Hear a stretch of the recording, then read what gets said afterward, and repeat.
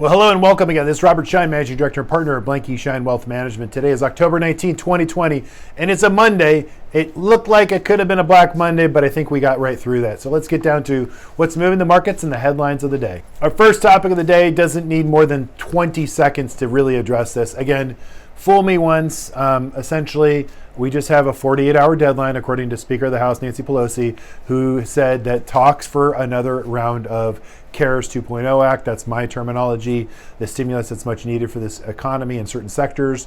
Let's see if they can restart it. S&P futures came up over the weekend as a result of this, but sold off midday as, again, it really turns out to be fool me once or fool me again. This is that reoccurring theme that I've called since July, that I think it's just political posturing, and we're seeing that play out, and markets are seeing that and sort of selling off as a result of what we just saw.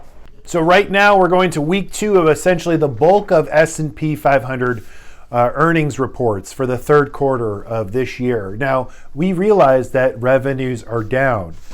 So that's what we're really going to be paying attention to, are the corporate earnings calls, as well as forecasting into the future.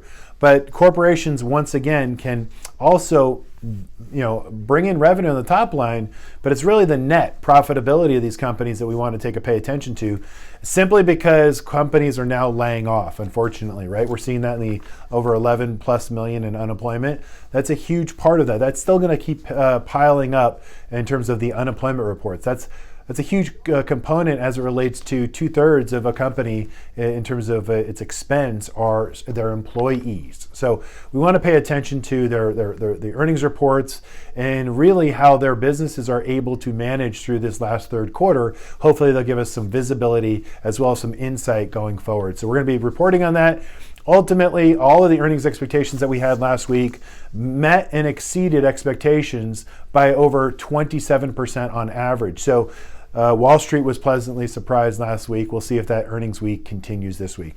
So today is Black Monday anniversary. For those who are market historians, like we are here at Blanke Schein Wealth Management, October 19th, 1987 means something historically speaking.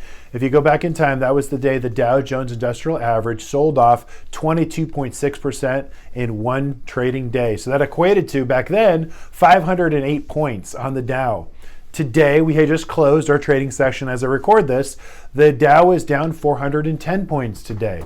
But as things, right, the Dow has grown over time, that only equates to 1.44% trading percentage of the overall value of those corporations as reported in the Dow Jones Industrial Average.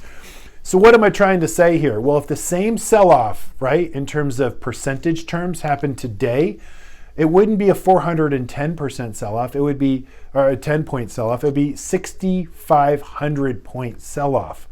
Why is that relevant? Why would I bring that up? Because you're going to see in your financial news tonight, harken back to Black Monday. And they're going to say, we had almost an equivalent in terms of points, the 508-point sell-off to the 410-point sell-off back then to today, and that's almost the same. And that just goes to show you that's not the same, mathematically speaking. It's a 1.5% sell-off today versus a 22% sell-off back in 1987. But the financial reporting and the headlines we're going to get is they're going to make this analogy or make this sort of connection as if it's the same.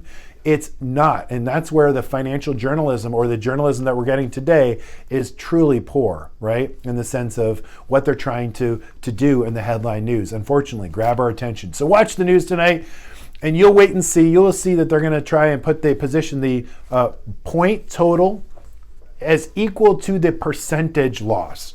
Again, that's not even in the same ballpark.